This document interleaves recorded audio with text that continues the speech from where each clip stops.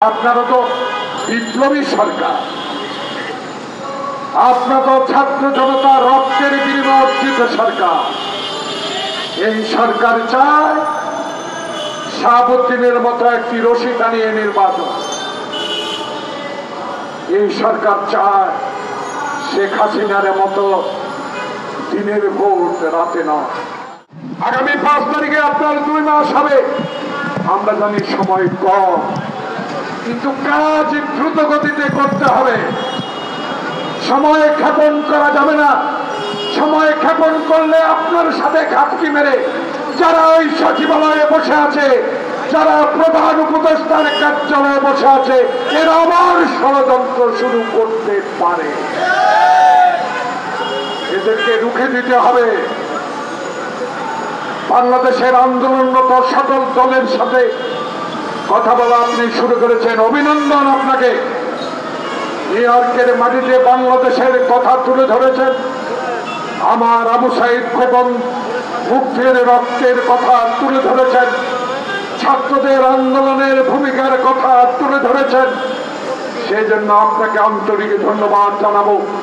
একজন মুক্তিযোদ্ধা হিসাবে, একজন রাজনৈতিক কর্মী হিসাবে বাংলাদেশের মানুষ আপনার কাছে প্রত্যাশা একটি, আওয়ামী লীগ যেন বাংলাদেশে আবার ক্ষমতা এসে বাংলাদেশের অধিকার ক্ষুণ্ণ না করতে পারে।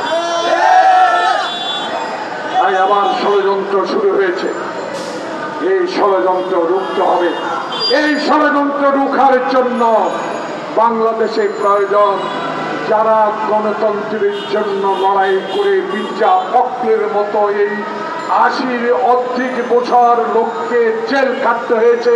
মির্জা আব্বাস গর্ষক আজকে রিজভি যারা জেল কেটেছে, আমাদেরকে অন্যায়ভাবে আমাদের অফিসে ভেঙে মেহেদী বিপ্লবীরা যে অন্যায় করেছে, তাদের জেলা চামুন্ডাকে অবিলম্বে বের করে দিতে হবে। যদি নাই করেন ক্ষতি হবে জনগণের। আপনারা তো বিপ্লবী সরকার, আপনারা তো ছাত্র জনতা রক্তের বিনিময়ে অর্জিত সরকার। এই সরকার চায় শাহাবুদ্দিনের মতো একটি রশি টানিয়ে নির্বাচন। এই সরকার চায় শেখ হাসিনার মতো দিনের ভোট রাতে নয়।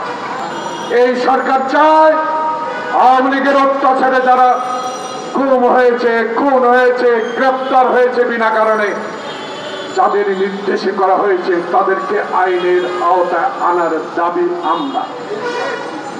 আমরা তো আপনার কাছে টাকা চাই না, পয়সা চাই না।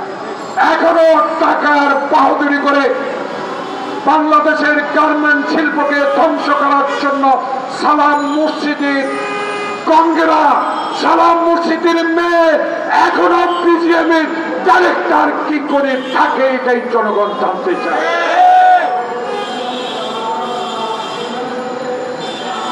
বিজিএমকে ধ্বংস করে দিয়েছে, তারা আবার নতুন করে চাঙ্গা হচ্ছে।